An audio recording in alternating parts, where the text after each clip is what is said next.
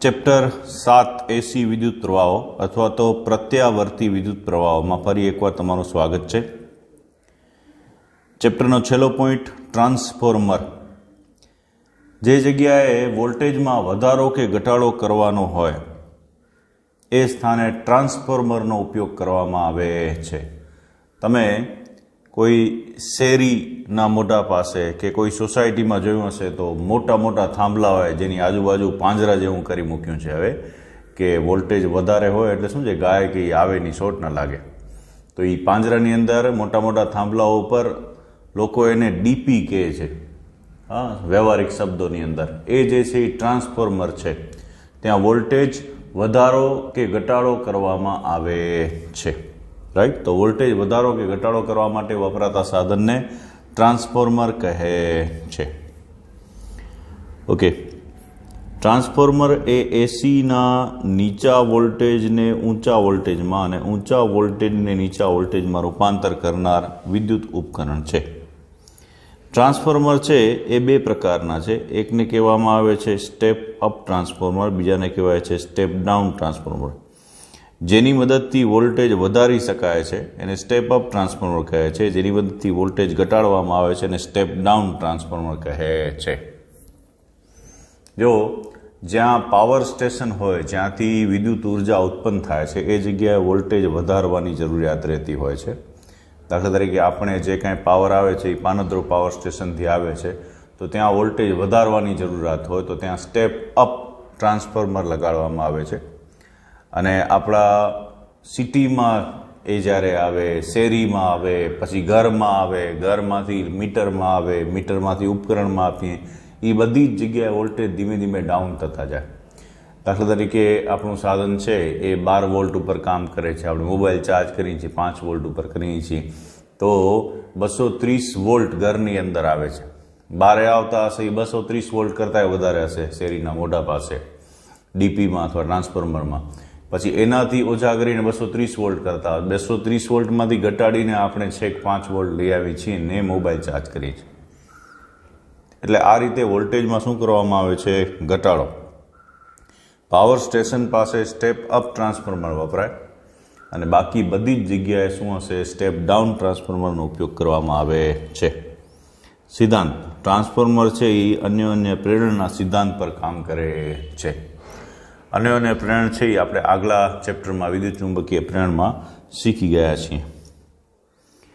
રચના વિશે વાત કરી તો બે પ્રકારના ટ્રાન્સફોર્મર તમને અહીંયા આપેલા છે. એ બે પ્રકારના ટ્રાન્સફોર્મરમાં સમજવા માટે આપણે આ રચનાનો ઉપયોગ કરીશું. આમાં આ જે છે એ નરમ લોખંડનો ગર્ભ છે. આખો નરમ લોખંડનો ગર્ભ, રાઈટ. એ નરમ લોખંડના ગર્ભ ઉપર એક બાજુ ગૂંચળું વીંટાળવામાં આવે છે અને બીજી બાજુ ગૂંચળું વીંટાળવામાં આવે છે. આ રીતે આ બે ગૂંચળામાં આ જે છે ડાબી બાજુનું ગૂંચળું એને કહેવામાં આવે છે પ્રાઇમરી ગૂંચળું, એને પી વડે દર્શાવવામાં આવે છે. જમણી બાજુનું ગૂંચળું છે એને સેકન્ડરી ગૂંચળું, એને એસ વડે દર્શાવવામાં આવે છે. અહીંયા એ પણ ધ્યાન રાખજો કે ડાબી બાજુ પ્રાઇમરી ગૂંચળું છે એમાં આંટાની સંખ્યા ઓછી છે અને જમણી બાજુ સેકન્ડરી ગૂંચળામાં આંટાની સંખ્યા વધારે છે. એટલે આ સ્ટેપ અપ ટ્રાન્સફોર્મરની રચના છે. આના કરતાં ઊંધું હોય તો સ્ટેપ ડાઉન થાય. હમણાં આટલું યાદ રાખો. નરમ લોખંડનો ગર્ભ અને એના ઉપર આ જે છે ને સ્કીમ સમજાવે છે. રાઈટ, ડિટેલમાં આ આકૃતિ આપેલી નથી, ખાલી સ્કીમ સમજાવવા માટે કે આવું કાંઈક હોય છે. લોખંડનો ગર્ભ, બંને સાઈડ ગૂંચળું. એ જ રીતે એવું પણ શક્ય બને છે કે આ રીતે બે ભાગ જોઈન્ટ કરી અને એક જ જગ્યાએ ગૂંચળું વીંટાળવામાં આવે. હા, એક ગૂંચળું હોય અને સાથે સાથે બીજું ગૂંચળું પણ હોય એના પર. તો એવી પરિસ્થિતિમાં એક જ જગ્યાએ પ્રાઇમરી અને સેકન્ડરી બંને કોઇલ હોય પણ એના છેડા જે છે એ અલગ અલગ રીતે બહાર નીકળતા હશે. હા, એટલે એ રીતે પ્રાઇમરી સેકન્ડરી કોઇલ ગૂંચળા વીંટાળવામાં આવતા હોય છે. વ્યવહારમાં એકચ્યુઅલી આવી રીતે થાય છે પણ આપણે એને સમજવા માટે આ સિસ્ટમનો ઉપયોગ કરીશું. ઓકે, ગૂંચળા બે રીતે વીંટળાયેલા હોય છે. એકને કહેવામાં આવે છે કોર ટાઈપ. નરમ લોખંડના ગર્ભના અલગ અલગ ભાગો પર ગૂંચળાઓ વીંટળાયેલા હોય છે. અને બીજાને કહેવામાં આવે છે સેલ ટાઈપ. નરમ લોખંડના એક ગર્ભ પર ઉપર અને નીચે અલગ અલગ રહે તેમ બે ગૂંચળાઓ વીંટળાયેલા હોય છે. રાઈટ. આ જે છે વિભાગ એ આની અંદર આપેલો છે એ સેલ ટાઈપ છે, અને વિભાગ બી જે આપેલો છે એ કોર ટાઈપ છે. ઠીક છે, આગળ વધીએ.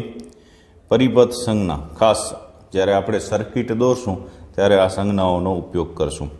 સંજ્ઞાઓમાં ધ્યાનમાં લેવાની બાબત શું છે તો કે આંટાની સંખ્યા. તમે જો સ્ટેપ ડાઉન જે છે એમાં શું થાય છે તો કે પ્રાઇમરીમાં આંટાની સંખ્યા વધારે છે અને સેકન્ડરીમાં આંટાની સંખ્યા ઓછી છે. અને સ્ટેપ અપ જે છે એમાં શું છે, પ્રાઇમરીમાં આંટાની સંખ્યા ઓછી છે અને જે સેકન્ડરી છે એમાં આંટાની સંખ્યા વધારે છે. ઓકે, તો આમ ગૂંચળું દોરવાનું આવી રીતે 1 2 3 4, બહુ ઘણા બધા નહીં દર્શાવવાના. અને પછી વચ્ચે 2 લાઈન દોરવાની. વચ્ચે 2 લાઈન છે એ લોખંડના ગર્ભનો સંકેત છે. અને પછી સેકન્ડરી ગૂંચળું દોરવાનું 1 2 કે 3. રાઈટ. તો આ જે છે એ સ્ટેપ ડાઉન ટ્રાન્સફોર્મર છે. આ પ્રાઇમરી છે, આ સેકન્ડરી છે. એટલે આંટાની સંખ્યા ઉપરથી નક્કી થાય છે કે એ સ્ટેપ અપ ટ્રાન્સફોર્મર છે કે સ્ટેપ ડાઉન ટ્રાન્સફોર્મર છે. આંટાની સંખ્યા વધારે હશે તો વોલ્ટેજ વધશે, આંટાની સંખ્યા ઓછી હશે તો વોલ્ટેજ ઘટશે. બસ. તો આ પ્રશ્ન છે એ 2 માર્કની અંદર પૂછાય છે. જરૂરિયાત પૂરતો ભાગ, આ ભાગ છે એ બહુ મહત્વનો છે. પછી એની જે રચના છે એની અંદર કોર ટાઈપ, સેલ ટાઈપ લખી અને આકૃતિ દોરવાની. આકૃતિ દોરી અને વળી પાછી એની પરિપથ સંજ્ઞા લખવાની. ઓકે, 2 માર્કમાં એ રીતે આખો પ્રશ્ન છે એ પૂછાશે. આગળ વધીએ. ટ્રાન્સફોર્મરની કાર્યપદ્ધતિ લખો. ટ્રાન્સફોર્મરની કાર્યપદ્ધતિ લખવા માટે શું થતું હોય છે તો કે એક જે ગૂંચળું છે આપણે આવી રીતે આ લોખંડની ગર્ભ લઈએ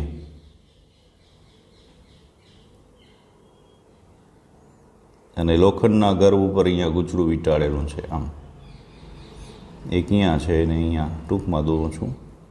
રાઈટ. આ આપણું પ્રાઇમરી ગૂંચળું, આ જે છે એ સેકન્ડરી ગૂંચળું. તો ગૂંચળું જે વીંટાળેલું છે એનામાં કેટલીક વસ્તુઓ ધ્યાનમાં રાખવાની છે.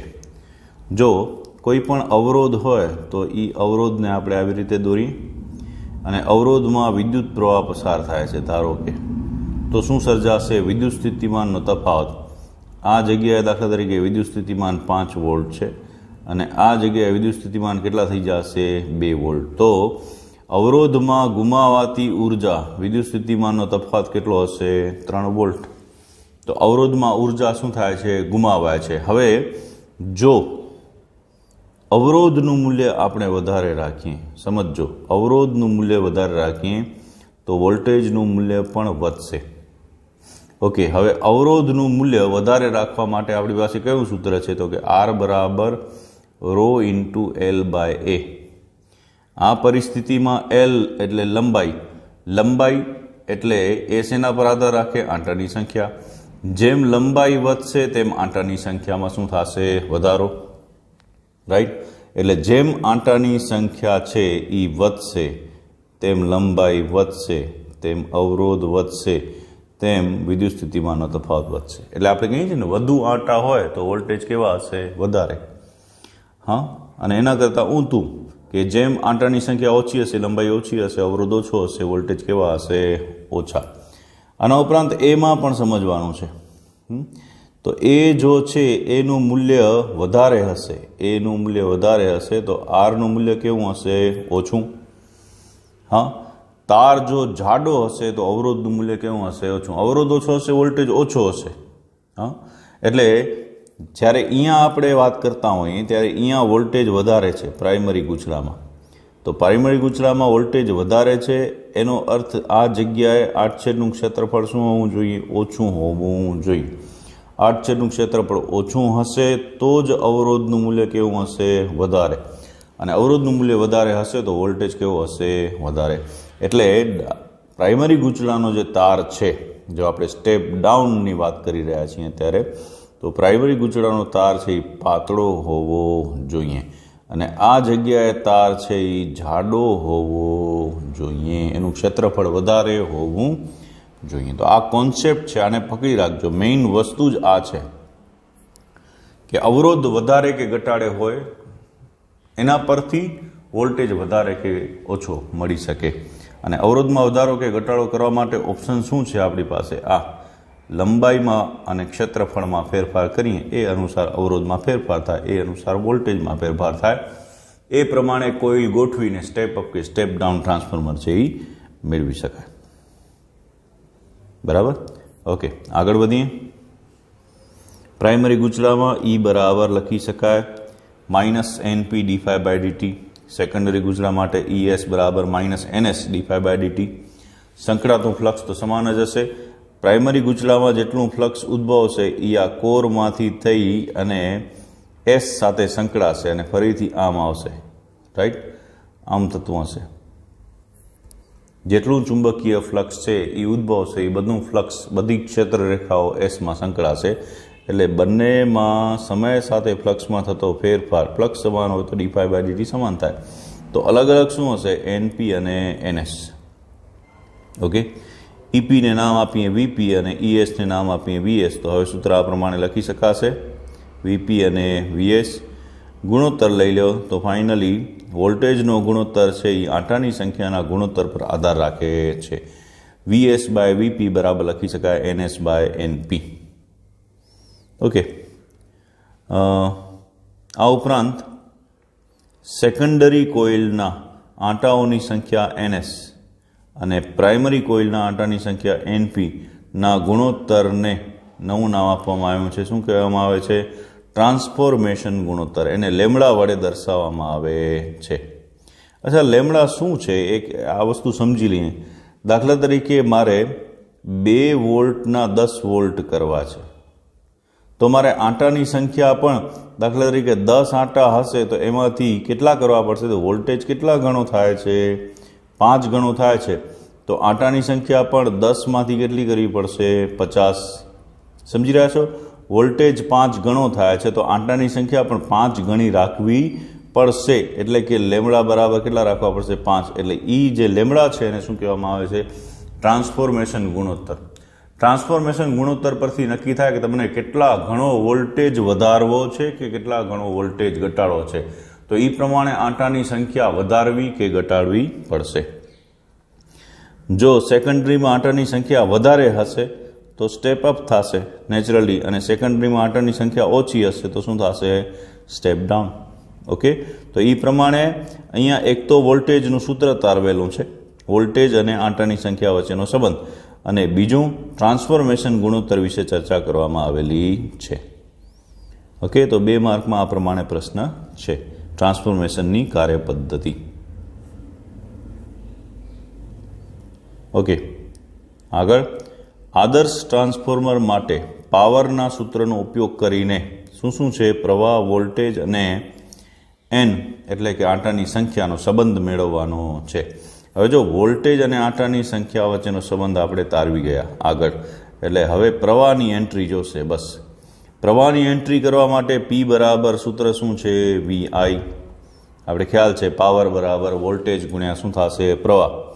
ઇનપુટ પાવર બરાબર આઉટપુટ પાવર. પ્રાઇમરીમાં જેટલો તમે પાવર આપશો એટલો ને એટલો તમને આઉટપુટમાં મળશે. એ લખી શકાય IPVP બરાબર ISVS. ઓકે, હવે આ સૂત્ર તારવી ગયા. VS/VP બરાબર NS/NP. કિંમત મૂકી દઈએ તો VS/VP સમીકરણ 1 પરથી શું લખી શકાય? વિચારો. તો VS/VP બરાબર થશે IP/IS. IP/IS બરાબર VS/VP is equal to NS/NP. Simple છે. તો આ સમીકરણને અનુસરે એને કહેવામાં આવે છે, શું કહેવામાં આવે છે? આદર્શ ટ્રાન્સફોર્મર. આદર્શ ટ્રાન્સફોર્મર એટલે શું? પ્રાઇમરીમાં 100% ઉર્જા આપીએ તો સેકન્ડરી કોઇલની અંદર આપણે 100% ઉર્જા મળે. ઇનપુટ પાવર જેટલો હોય એટલો ને એટલો આઉટપુટ પાવર મળે તો એને આદર્શ ટ્રાન્સફોર્મર કહેવાય. કોઈ જગ્યાએ ઉર્જાનો વ્યય થાય નહીં. ઓકે,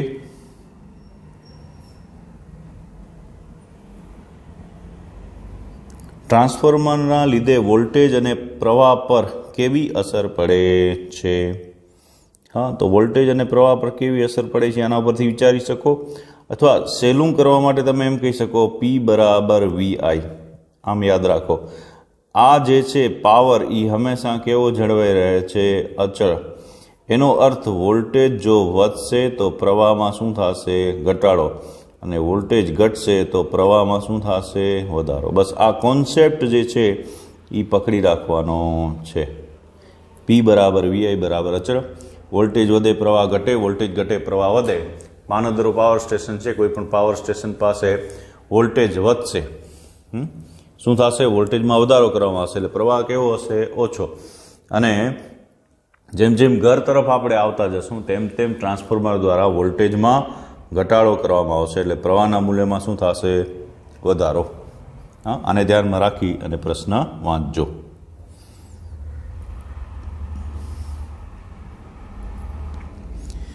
વાસ્તવિક ટ્રાન્સફોર્મરમાં શેના કારણે અલ્પ માત્રામાં ઉર્જાનો વ્યય થાય છે? વ્યવહારમાં કોઈ પણ ટ્રાન્સફોર્મર છે એ આદર્શ ટ્રાન્સફોર્મર હોતા નથી. કોઈક ને કોઈક કારણોસર ઉર્જાનો વ્યય થતો હોય છે. હા, તો એવા કયા કારણો છે જેને કારણે ઉર્જાનો વ્યય થાય છે? આ પ્રશ્ન 2 માર્ક માટે મોસ્ટ IMP. ટ્રાન્સફોર્મરમાં ટ્રાન્સફોર્મર એટલે શું? એના પ્રકાર, અથવા ટ્રાન્સફોર્મરનું કાર્ય, કારણ કે એમાં વોલ્ટેજનું સૂત્ર આપણે તારવીએ છીએ, અને આ પ્રશ્ન કે એમાં ઉર્જાનો વ્યય છે એ કઈ રીતે થાય છે? સૌથી પહેલા ફ્લક્સ લીકેજ.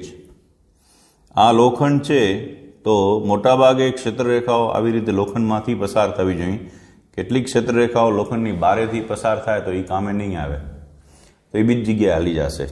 એટલે ફ્લક્સનું શું થાય છે? લીકેજ થાય છે. અહીંયા લીકેજ થાય છે એટલે બધી જ ક્ષેત્રરેખાઓ જે લોખંડના ગર્ભમાંથી પસાર થતી હોવી જોઈએ એ બધી ક્ષેત્રરેખાઓ લોખંડના ગર્ભમાંથી પસાર થતી હોતી નથી. અમુક ક્ષેત્રરેખાઓ છે એ બારે રહી જાય છે, જેને કારણે શું થાય છે? લીકેજ.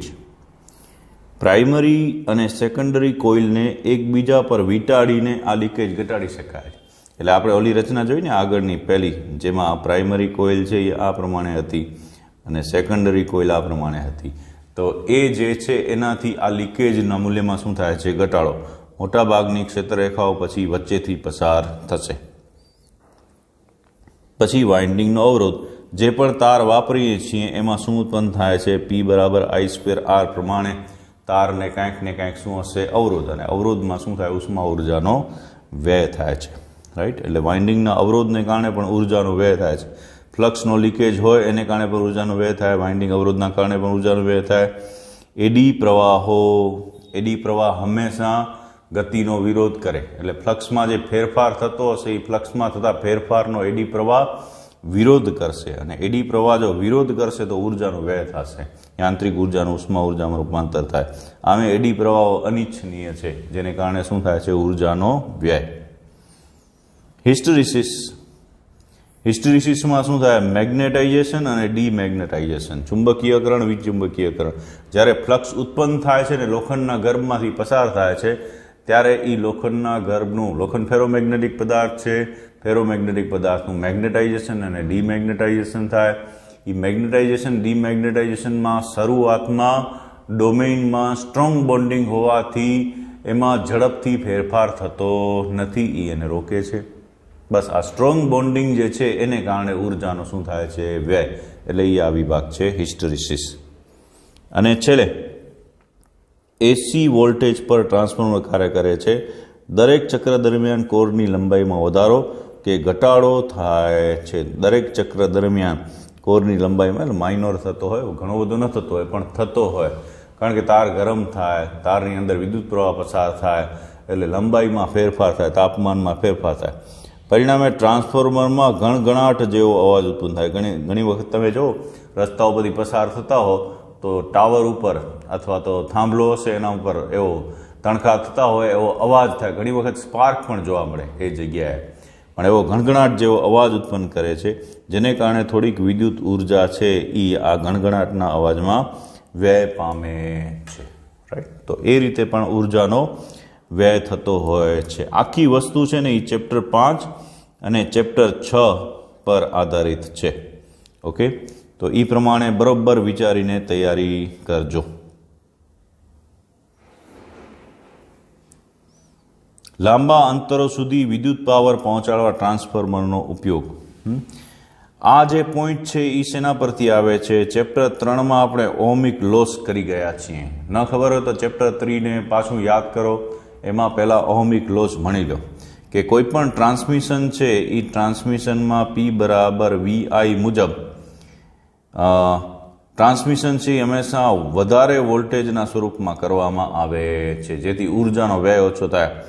વોલ્ટેજ વધારે હશે તો પ્રવાહ ઓછો હશે, પ્રવાહ ઓછો હશે તો I²R અનુસાર ઉર્જાનો જે વ્યય થાય છે એ ઉર્જાનો વ્યય કેવો આવશે?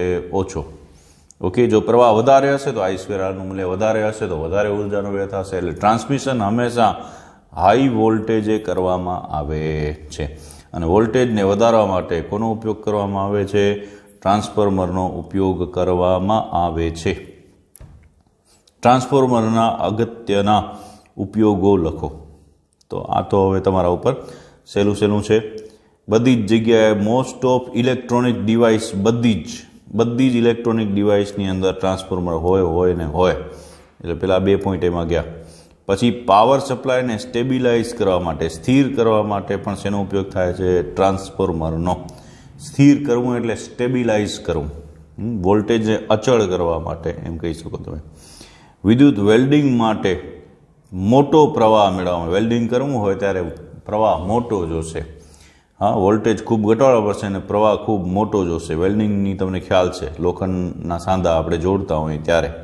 તો એમાં મોટા મૂલ્યનો પ્રવાહ મેળવવો એટલે વોલ્ટેજ ઘટાડવો. વોલ્ટેજ ઘટાડવા માટે શેનો ઉપયોગ થાય? Step down ટ્રાન્સફોર્મરનો. ભઠ્ઠીની અંદર ધાતુને ઓગાળવા સ્ટેપ ડાઉન, ફરીથી ઊંચા પ્રવાહનો ઉપયોગ થાય. આમાં શું છે? પ્રવાહ વધે એટલે I²R ઉષ્મા ઉર્જા વધે એટલે ભઠ્ઠીની અંદર વધુ ઉષ્મા ઉર્જા મેળવવા માટે પ્રવાહનો ઉપયોગ થાય. પ્રવાહ મેળવવા માટે સ્ટેપ ડાઉન ટ્રાન્સફોર્મર, વોલ્ટેજ ઘટાડવો પડે.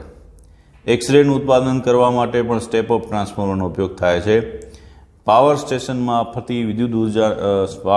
ઉત્પન્ન થતી વિદ્યુત ઉર્જાને ગ્રાહકો સુધી પહોંચાડવા માટે પણ, એટલે ફરીથી વોલ્ટેજ વધારવું હોય ત્યાં એ જગ્યાએ, તો એના માટે ટ્રાન્સફોર્મરનો ઉપયોગ થતો હોય છે. બસ, તો આ થયું ટ્રાન્સફોર્મર હોલ એન્ડ સોલ. આમાં મહત્ત્વના જેટલા પ્રશ્નો છે એમાં કયા પ્રશ્નોનો સમાવેશ થાય છે એકવાર નજર કરી જ લઈએ ફટાફટ. સૌથી પહેલાં ટ્રાન્સફોર્મર એટલે શું? સિદ્ધાંત લખો, રચના જણાવો. આ પ્રશ્ન છે એ 2 માર્કનો છે એટલે એ તૈયાર કરવાનો. પછી ટ્રાન્સફોર્મરની કાર્યપદ્ધતિ લખો, એ પણ 2 માર્કમાં તૈયાર કરવાનો. આદર્શ ટ્રાન્સફોર્મર, આ પ્રશ્ન છે એ તમારો ઓબ્જેક્ટિવ માટે કે 100% ઉર્જાનું રૂપાંતર થતું હોય તો એને આદર્શ ટ્રાન્સફોર્મર કહેવાય. મોટે ભાગે આદર્શ હોતા નથી, બધી જગ્યાએ કંઈક ને કંઈક વ્યય થાય છે. વોલ્ટેજને પ્રવાહ, ઠીક છે, ઓબ્જેક્ટિવ. પછી આ મોસ્ટ એમપી 2 માર્કમાં પ્રશ્ન, વળી પાછો આમાં બધું જ મહત્વનું છે, સરસ રીતે તૈયાર કરવાનો. કેટલા વિભાગ છે? ફ્લક્સનું લીકેજ, વાઇન્ડિંગનો અવરોધ, એડી પ્રવાહ, હિસ્ટેરિસિસ અને પછી ઓલો અવાજ આવે છે, એ 5 વિભાગ છે. લાંબા અંતરો માટે એ ઠીક છે. અને આ પ્રશ્ન પાછો 2 માર્કનો, ટ્રાન્સફોર્મર છે એ કઈ જગ્યાએ ઉપયોગમાં લેવામાં આવે છે. તો 4 પ્રશ્ન છે 2 માર્કવાળા, લખીને સરસ રીતે તૈયાર કરજો. બસ આટલું રાખીએ.